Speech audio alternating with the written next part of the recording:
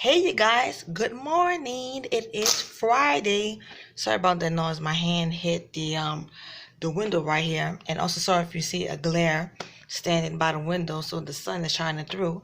So it is good to have a nice day out here today in New Orleans. The wind is blowing, so I definitely love a good breeze.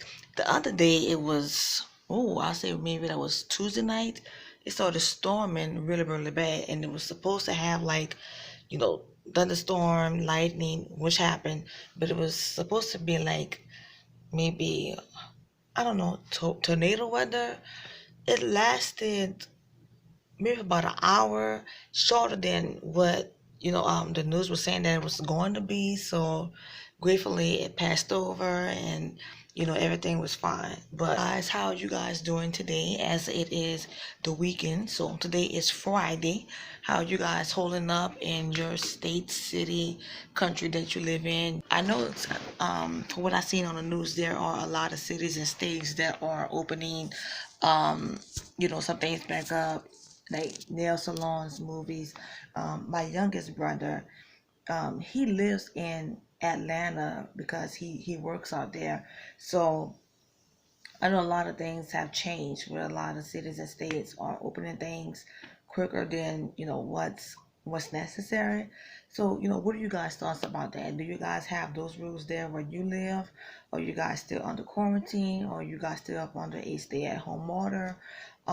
With me here in Louisiana, I think I was saying this on my last video before this one, um, was that our original thing was that we were supposed to be under the stay-at-home order until April 30th, which was yesterday, Thursday, and that would have been the end of it.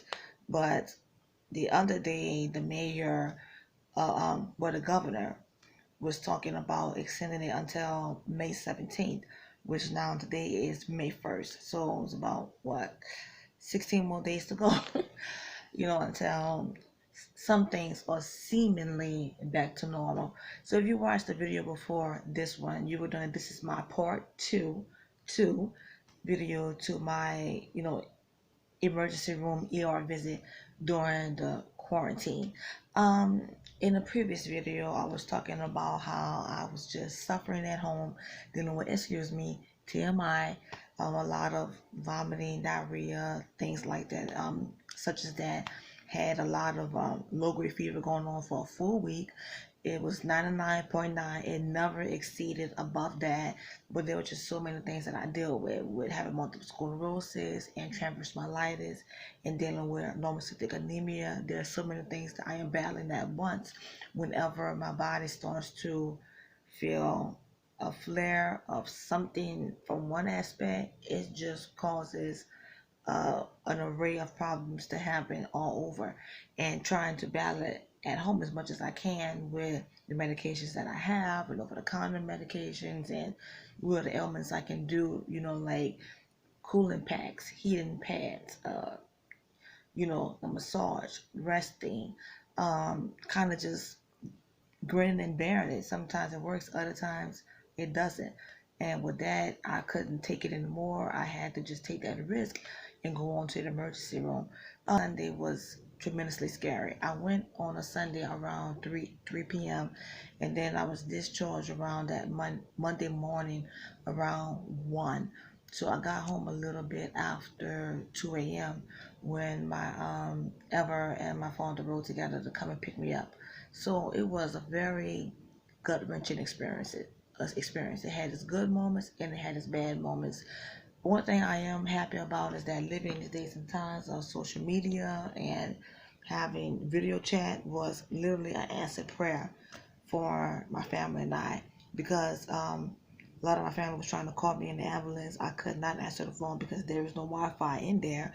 And then also at the same time, they was trying to check my blood pressure and check my blood sugar.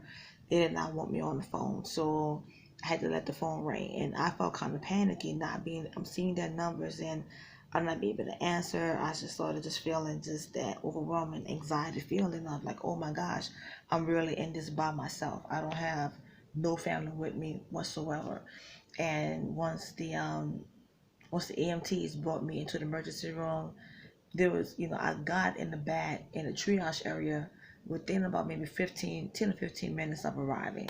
And the doctors came right there in the room, so that the nurse, came and asked their questions, did their routine checkups, and, had two of them was full-fledged with everything. The nurses was too, with, the mask, the shield, the hairnet, the gown, the whole 10 yards and more. I had two other doctors that were not properly dressed as they should have been. I mean, nothing. No gloves, no regular masks, no face shields, anything. And then having to go in there because one of my major issues was having outrageous abdominal pain. That was just felt like it was just like somebody's taking a knife and just constantly stabbing me, and it just increasingly became worse. And they want to feel on my stomach, so some of them, I have multiple chronic illnesses. Can you put the gloves on? And some of them, were okay with you telling them that. Others, they had attitudes where they had one doctor did not come back into my room until almost 2 hours later. Yes, 2 hours later, because he was just kind of I guess just taken aback about my request. And I mean, I didn't talk rude to him. I'm just, as a patient, advocating for myself. Mind you, I don't have anybody to deal with me. And all these things going on around the world, that should just be everything natural common sense. You're a doctor working in the hospital where it's running rampant. Take care of you. That way I'll be taken care of.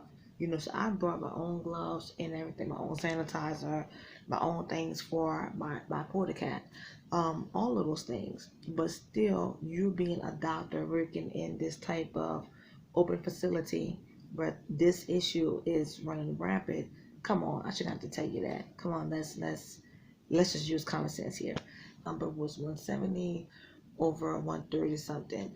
And once the morphine and other medications kind of took control, then the blood pressure came back down to 120, and they could tell that okay, it's starting to work.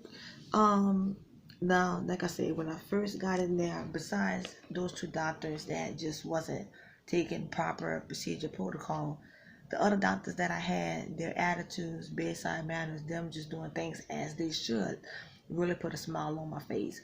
My nurse was very nice, very sweet, very kind, very loving and understanding in my situation. And she did not have a problem answering my family's questions, as I was able to video chat with them, and they were able to see who was in my room, who was my doctors, who was my nurse, and able to ask her questions. And as she was mixing the medications, she was just out loud expressing, well, I'm doing this, I'm doing that, I'm cleaning out porta cap, I'm about to check her nose. Oh yeah, so I said this in the previous video, I'm going to say this again. I did get tested for the COVID-19. It came back negative. Amen to that. They up. So I have to have Benadryl at least an hour before I have any type of that testing being done. And once I had that, then I was, just waiting for them to come and get me, to bring me into the room. So this is, this is my nephew. Like I was saying, is that with that being said, so I lost my train of thought. With waiting on to go to the testing, they gave me the medication, the Benadryl. Yes, they gave me the Benadryl, and was waiting for that. Now the nurse that came onto the shift, she came and questioned me, and was asking how was I doing, and just to go over the questions and things, just to become familiar with me. And now that she was in charge, that the other nurse previously was going home. So, and she started off nice, but then things kind of went downhill a little bit, because she had asked a technician about having the Benadryl, and he was already told before by the other nurse and the doctors, okay, well, she had allergic reactions, so this is the reason why we gave her Benadryl. Oh, okay, fine, no problem. But she constantly kept questioning me about it, like, well, who gave you Benadryl? Who gave you Benadryl? And I'm looking at her like, why are you asking me such a simple, obvious question, where my record is right there on this little monitor, right there in front of your face, and all the answers are like, to contrast, whenever I have a test done. So I have to have it. That way I won't have an allergic reaction. So after saying that 3 times for her to gain understanding, okay, it was like, I shouldn't have to go through this here, and I'm already dealing with enough. This is just unnecessary drama that nobody should go through it, whether it's a pandemic or not. Just read the chart. Um, and by the time I was being discharged, the nurse did not come in the room to help me change. So I was literally in pain. I could feel the medication starting to wear off.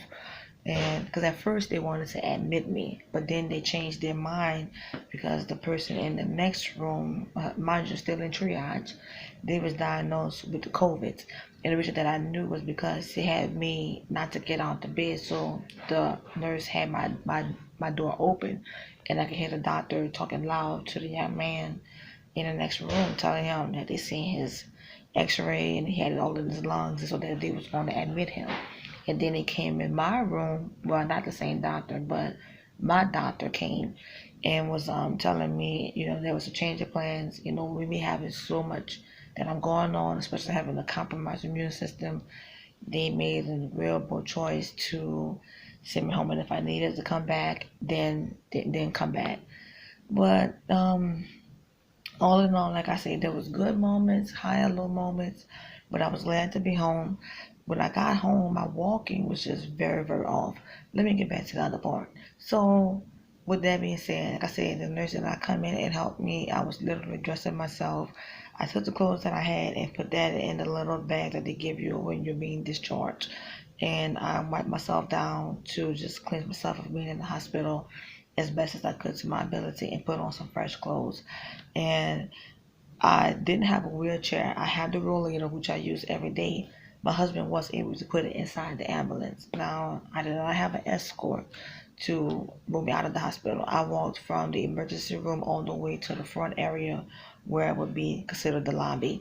And that part was completely empty. I mean, not one soul. And so I was walking so slow because I already walked slow, and then feeling tired, feeling fatigued, feeling in pain, just feeling everything all at once. Not one doctor or nurse I could see, and it was hardly anybody in there. Like I said, I was about the fifth person in there, as I said in my previous video, because it wasn't full, and there was not one doctor or nurse. That they were just sitting there just on the computers playing games, and one of the security guards, they was playing cards with one of the nurses. I just looked at them like, wow.